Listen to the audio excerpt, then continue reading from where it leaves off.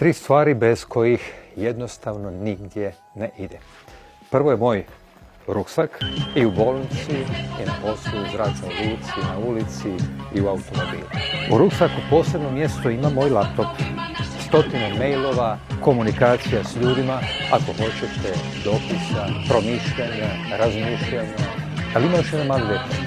Bio ja u Bocvani, na Manhattanu, u Zagrebu i Splitu, uvijek su sa mnom moje tenisice. Vrlo važna stvar i inspiracija kako bi mogu raditi ono što najviše volim.